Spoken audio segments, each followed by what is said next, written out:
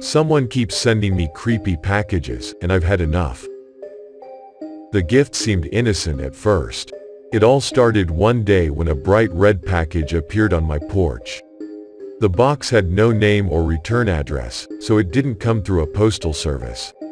"Someone left you a gift, dear," my neighbor Edna shouted across the street as I picked up the box. Cool, a present, I thought, feeling like a kid as I tore into the present. A small object surfaced, a Hummel figurine. The cherry-cheeked Bavarian boy wore a green cap and mittens, gazing gleefully toward the sky. The note around his neck read, "Thinking of you as always." Must be from Grandma or Aunt Sue. Probably forgot to sign their name. The gift was odd, but sweet. But when I called to thank them, neither knew anything about the gift. "A Hummel?" my grandma said, confused. "I don't even like figurines," Aunt Sue said. "Maybe a girlfriend bought it?" I didn't have a girlfriend, and my exes wouldn't send me a Hummel. No way. So, who sent it? I asked friends and other relatives, but no one knew. So I set the figurine on my counter and forgot about it. But 2 days later, another package arrived. Once again, I opened it, wading through more tissue, until another Hummel appeared. A very pale schoolgirl wearing a winter coat smiled, holding her arms in a hugging gesture. I frowned. What the hell? And like before, a note hung from her neck. "Zachariah, here's a partner for your Hummel friend. They remind me of us." No signature, no address, just 3 hearts scribbled after my name. And Zachariah? No one calls me that. But my friends and family didn't send the gifts. So who did? I placed the new figurine beside the other one, but my curiosity grew as time passed. Soon, the packages arrived daily, and I amassed quite the figurine collection. Schoolchildren, sea turtles, and lions. But who sent them? "That's so weird," my buddy Richie said, eyeing my collection. "They're, like, old people gifts. But why send these and not sign your name? That's what I want to know."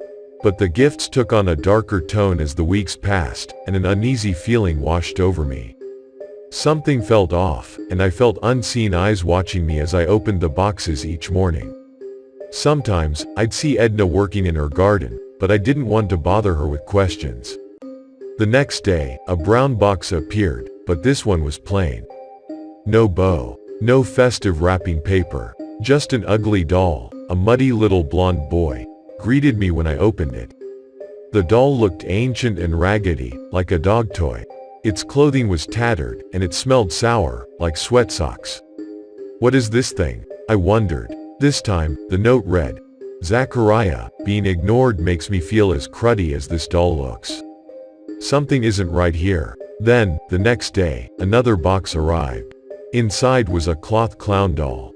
Red cream was streaked across its face like blood, and its eyes were gouged out, as though someone had removed them with scissors or a knife. The note read, "Does my sadness mean nothing to you?" Goosebumps raced down my neck. What's with the creepy gifts? And the next day, another box arrived with another strange note. "This is our life in a box." Inside was a polyphone, a disc-playing music box, the wood chipped and time-worn. When I opened it, an eerie nursery rhyme sounded, a music box version of Pop Goes the Weasel. The tune played for a moment, then ended with a chorus of maniacal laughter. It sounded like a mob of demon-possessed clowns cackling. Is this a joke? I wondered as I snapped the box shut.